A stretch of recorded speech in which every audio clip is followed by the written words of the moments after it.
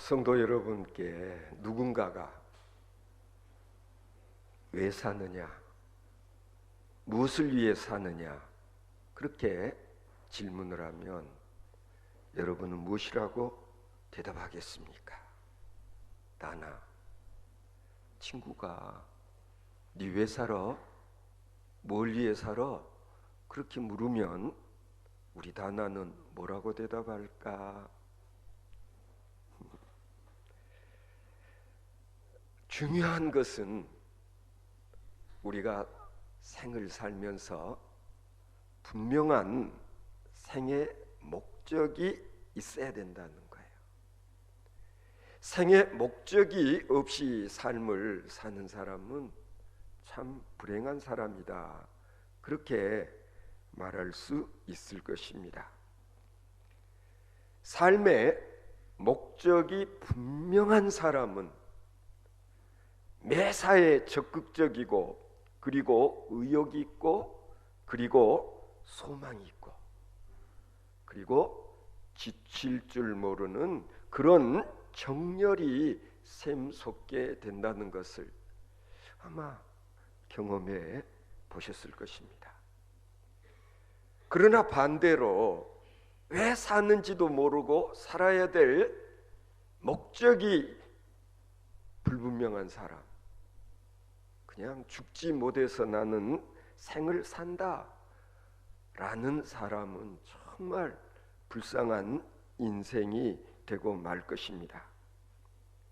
그러므로 우리는 누구라도 삶의 목적이 어떤 것이냐 하는 이것이 대단히 중요한 것입니다.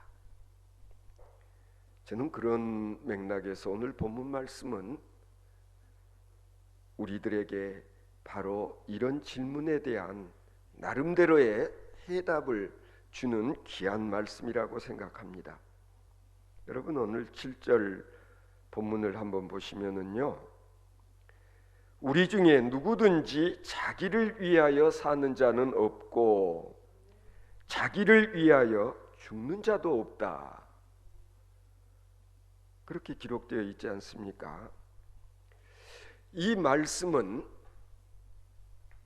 우리 그리스도인의 삶은 자기 자신을 위하여 사는 것이 아니고 또 죽어도 내 자신을 위하여 죽는 것이 아니라는 그런 뜻입니다. 여기에 소위 우리 그리스도인들의 생사관이 잘 나타나 있다라고 말할 수 있겠습니다. 바로 그 다음 말씀을 보면은요, 우리가 살아도 주를 위하여 살고 죽어도 주를 위하여 죽나니 그러므로 사나 죽으나 우리가 주의 것이로다. 이 생의 원리를 목적을 깨닫지 못하고 사는 사람은 불행한 사람인 것입니다.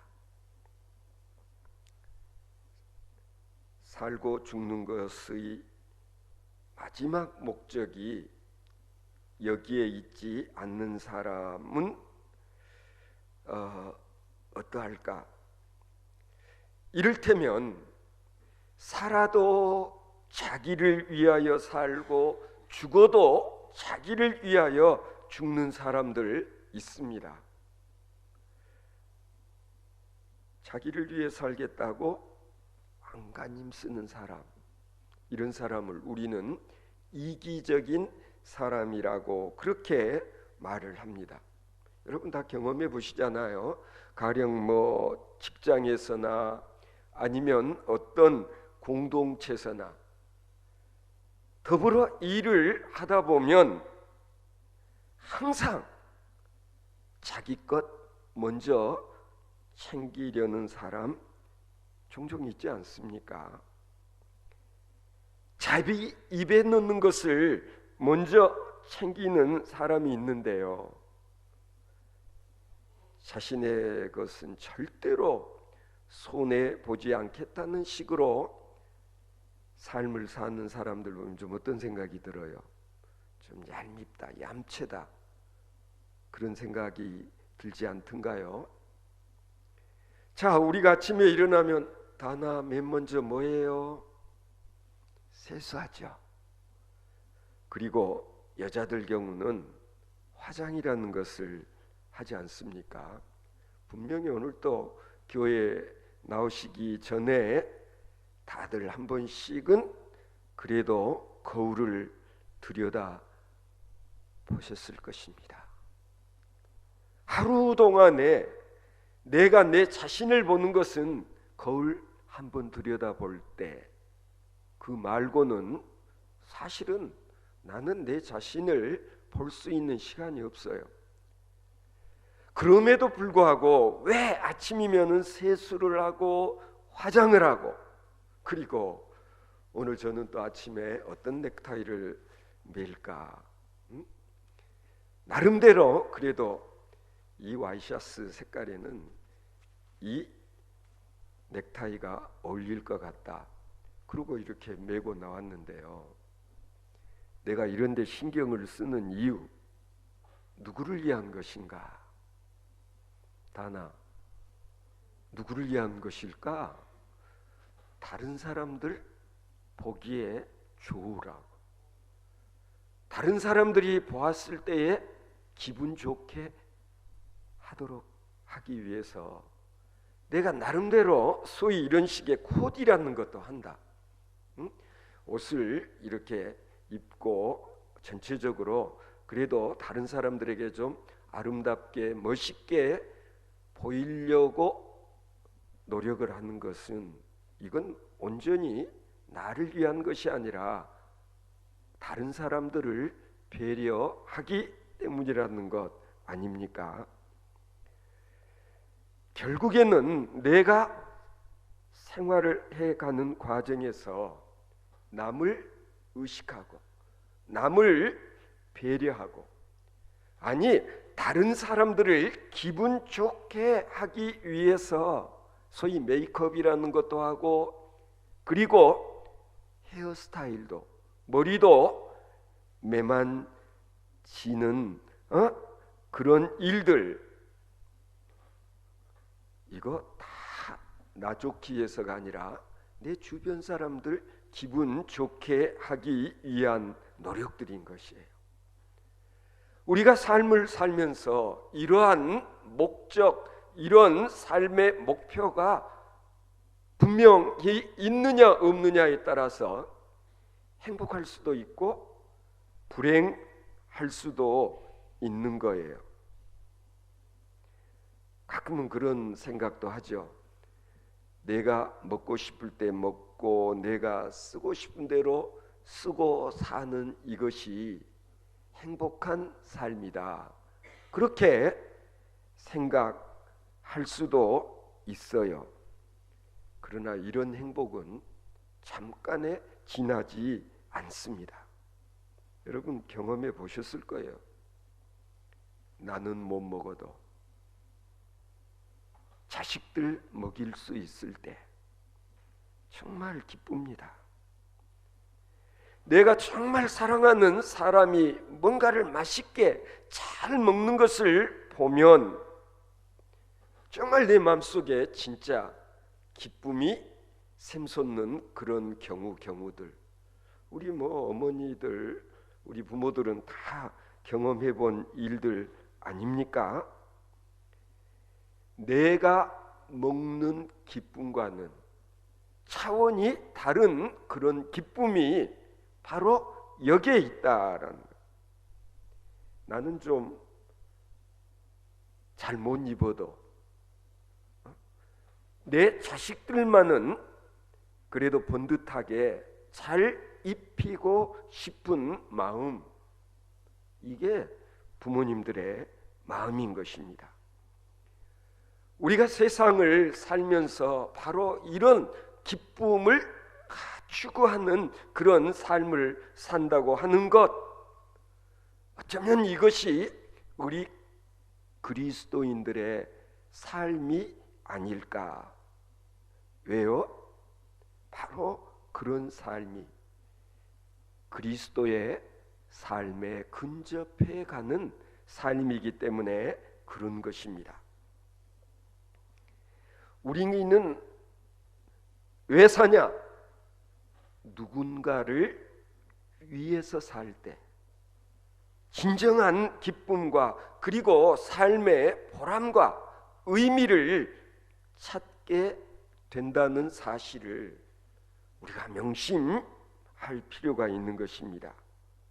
오늘 본문 7절 하반절에 보면은요, 죽는 것도 우리 마음대로 할 수 없다. 우리 그리스도인들은 죽어도 자기를 위해서 죽는 것이 아니다. 다나 이 말이 무슨 말인지 이해가 가? 응? 무슨 말인지 얼른 이해가 안 가지. 죽어도 자기를 위해 죽는 것이 아니다. 예수님의 삶을 살펴보면 이 말의 의미를 알 수가 있어요. 예수님은 여러 차례 제자들에게 말씀하셨어요. 내가 예루살렘에 올라가면 그곳에 있는 대제사장 그리고 장로들이 나를 핍박하고 그리고 나를 잡아 죽일 것이다. 성전 안에 들어가셔서 그곳에서 짐승들 팔고 이런 사람들을 보고 예수님께서는 그냥 뒤집어 엎어버리지 않았어요. 환전한 상을 뒤집어 엎고 막 채찍을 휘두르면서 만민의 기도하는 아버지의 집을 강도의 구렬로 만들고 말았다고 막 질책을 하셨던 예수님, 결국에는 강도라는 이 말은 누구를 지칭하는 것인가? 금방 알 수 있잖아요. 대제사장, 서기관들, 그 시대의 종교 지도자들을 겨냥한 말이다라는 것을 대번에 알 수 있잖아요. 그렇다면 이런 말을 직접 들었거나 전에 들은 이런 사람들이 예수를 제거해 버릴 생각들을 왜 하지 않겠습니까? 결국은 예수님은 스스로 핍박을, 스스로 죽음을 자초하셨다. 어떻게 보면 화약을 쥐고 불 속으로 뛰어든 거나 마찬가지다. 그래서 예수님은 스스로 죽음의 길을 선택한 것 아니냐? 좀 직설적인 표현을 하자면 날 잡아 죽여라. 그리고 스스로 자기를 죽이려고 하는 자들에게 자기 자신을 갖다 맡겼다, 그런 뜻이에요. 아무나 그렇게 할 수 있을까? 아니에요. 아닌 것을 보고 그냥 못 본 척하면 끝이에요. 내가 이 말을 하면 저 사람들이 분노하고 날 잡아 죽이려고 할 것이다. 그러면 내가 그런 말 안 하면 화를 모면할 수도 있어요.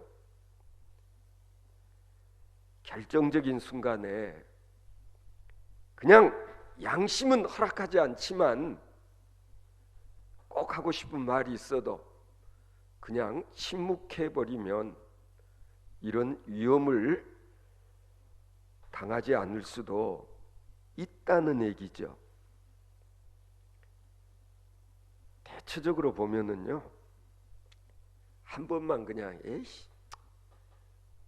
없었던 것처럼 내 양심 저버리면 통과될 그런 일들이 참 많아요.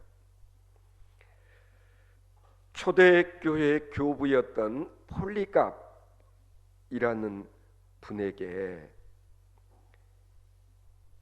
그 시대에 이 실세 권력을 가진 자들이 이렇게 말했어요.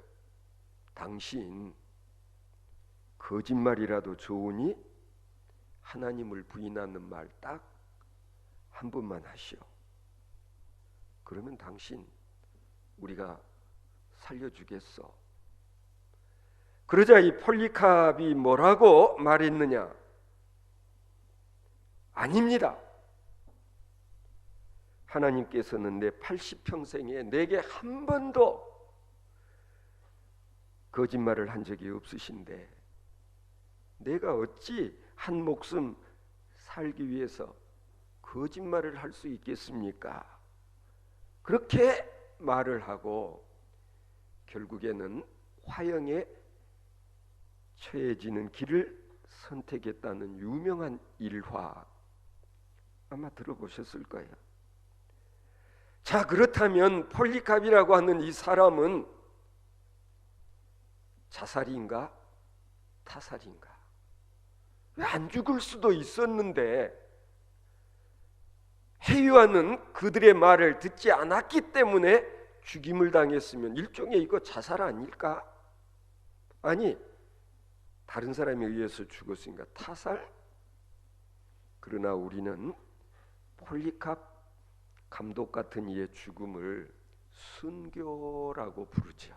순교라고 그래요. 대체적으로 순교자들의 삶을 보면은요, 한두 번 그냥 타협해 버리면 안 죽을 수도 있었어요, 대부분이. 그런데 그들은 절대로 불의와 타협하지 않았기 때문에 결국에는 죽임을 당하고 순교자가 되었다는 사실을 우리는 늘 기억하지 않으면 안 되는 거예요. 베드로도 그랬는데 베드로처럼 모른다고 그냥 아니라고 했으면은 안 죽을 수도 있었을 텐데 그렇지 않습니까? 그래서 진짜 순교라고 하는 것은 바로 이런 것이다. 오늘 본문 13절을 보시면 그런즉 우리가 다시는 서로 판단하지 말고 도리어 부딪힐 것이나 거칠 것으로 형제 앞에 두지 아니할 것을 주의하라, 이렇게 권면을 하시는데요. 이 말씀의 의미도 우리가 좀 잘 새길 필요가 있는 것입니다. 결국 오늘 본문 말씀의 핵심은 어디에 있느냐 하면은 그 당시에 이 교회 안에서 문제가 되는 것은 먹는 문제. 뭐냐면 고기를 먹었는데 이게 우상 앞에 놓여진 제사상에 올려졌던 살코기다 아니다. 당신 지금 우상 앞에 제물로 바쳐진 고기를 먹은 거야. 당신은 우상을 숭배하는 것과 마찬가지야. 이런 식의 공격을 하고 공격을 받는 그런 초대교회의 분위기에서 오늘 바울 사도께서 권면을 하고 계시는 거예요. 먹는 문제 때문에 시험에 들지들 말아라, 그런 권면인 거예요. 예수 안에서는 스스로 속된 것이 없으나 다만 속되게 여기는 그 사람에게는 속되다. 이 말씀도 참 잘 우리가 새겨드려야 돼요. 여기 보면은 진짜 더러운 게 있는 게 아니다. 그런데 더럽다고 생각하는 그 사람에게는 이게 더러운 것이야. 지금 그렇게 바울 사도께서 말씀하고 있는 것입니다. 오늘 17절 말씀을 보면 하나님의 나라는 먹고 마시는 것이 아니라 그렇게 말씀하십니다. 예수님께서도 그렇게 말씀하신 적이 있었죠. 너희는 무엇을 먹을까, 무엇을 입을까 염려하지 말라, 그렇게 말씀을 하셨는데 이 말의 진정한 의미는 뭐냐면 의식주보다 더 중요한 것이 뭐냐? 그것은 하나님의 의요 그리고 하나님 나라에 있다는 사실을 말씀하기 위한 거예요. 사도 바울께서는 지금 하나님의 나라는 먹는 것과 마시는 것이 아니라 오직 성령 안에서 의와 평강과 희락이라고 그렇게 말씀하고 있는 겁니다.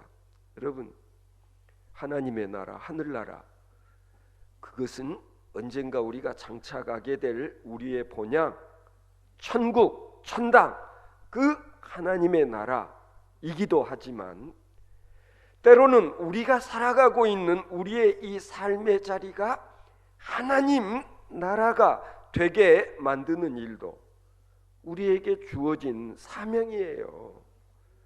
우리가 지금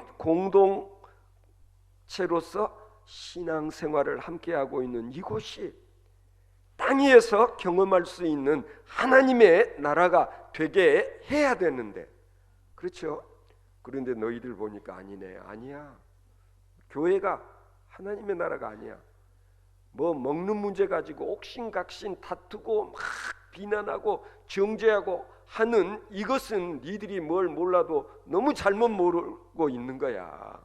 하나님의 나라는 먹고 마시는 게 아니다. 우리가 잘 새겨 들어야 되는 거예요.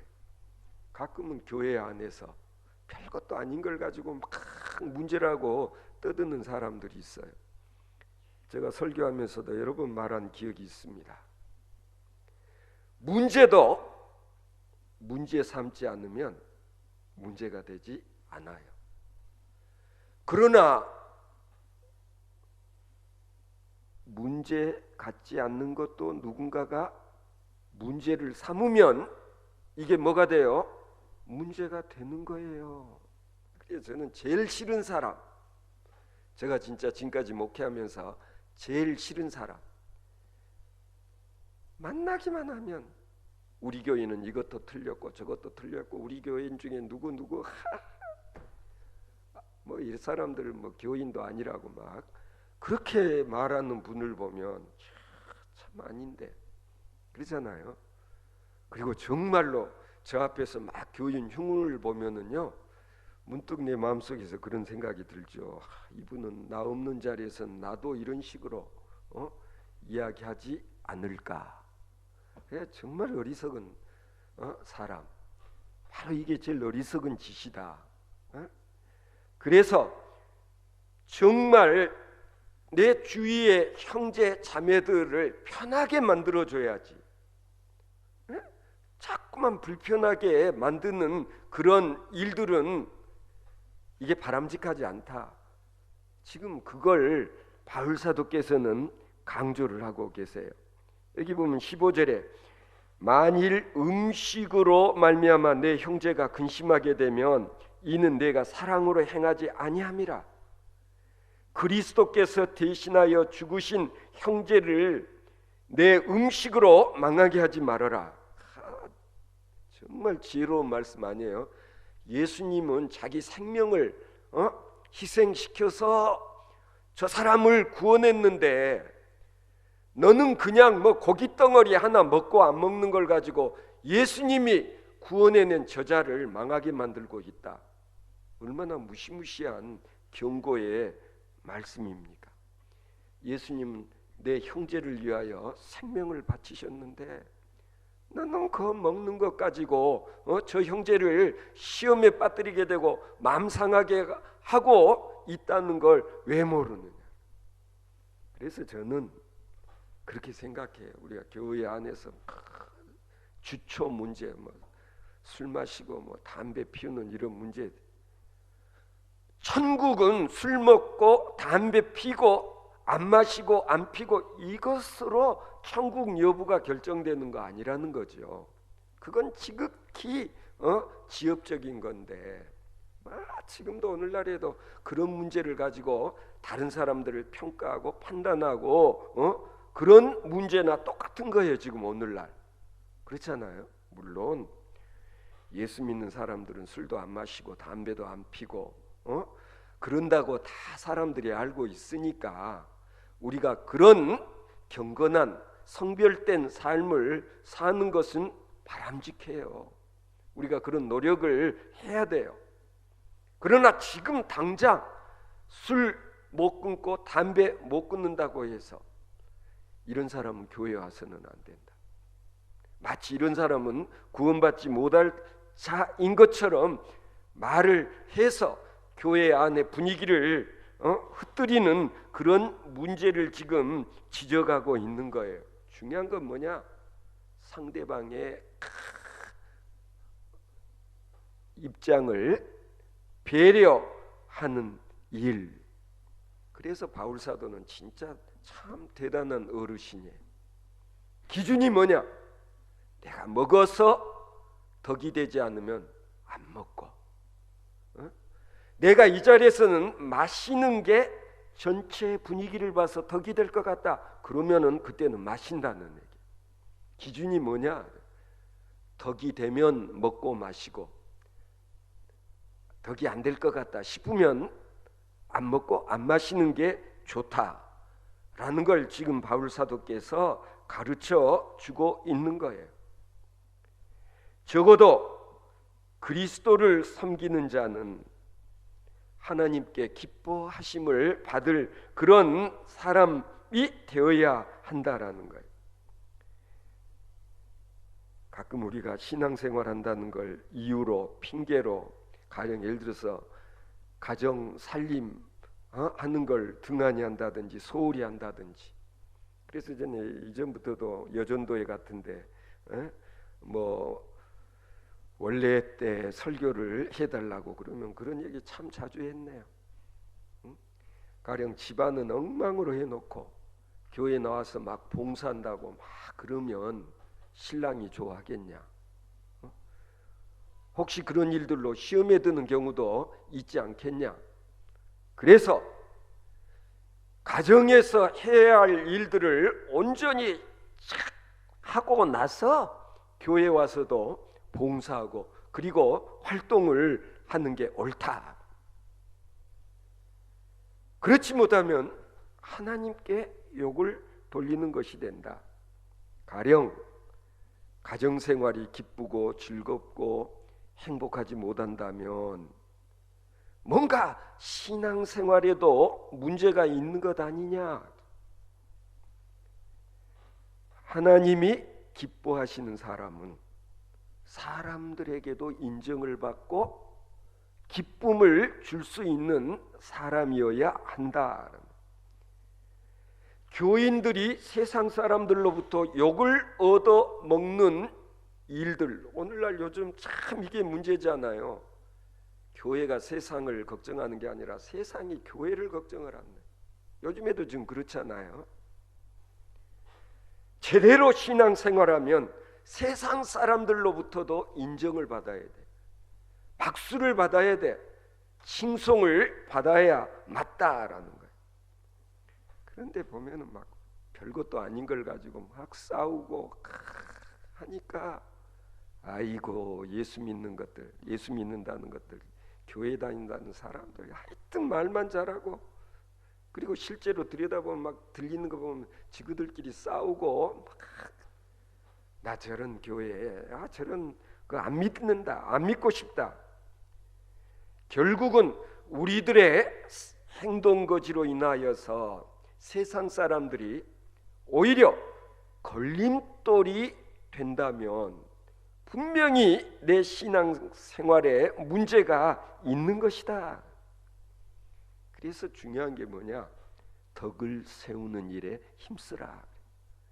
좀 덕이 있어야 된다. 사람들이 교인일수록 안 믿는 사람들에게도 야, 저 사람 보면 참 존경스러워. 나도 저 사람 닮고 싶은데 저 사람이 어느 교회 교인이라는 것만 권사님이라 그러면 장로님, 아유 나도 언젠가는 교회 나가야 되겠어. 이래야 된다는.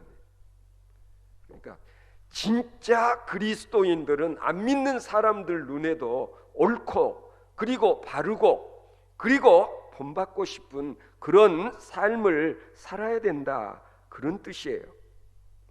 그러니까 우리가 늘 뭐 의관에 뭐 외모에 나름대로 그래도 신경을 쓰고 그래도 이렇게 늘 좀 가꾸고 하는 이유는 다른 사람들에게 좋은 모습을, 좋은 인상을 갖게 하고, 그리고 예수 믿으세요. 교회 나오십시오. 그러면 진짜 기쁨이 있습니다.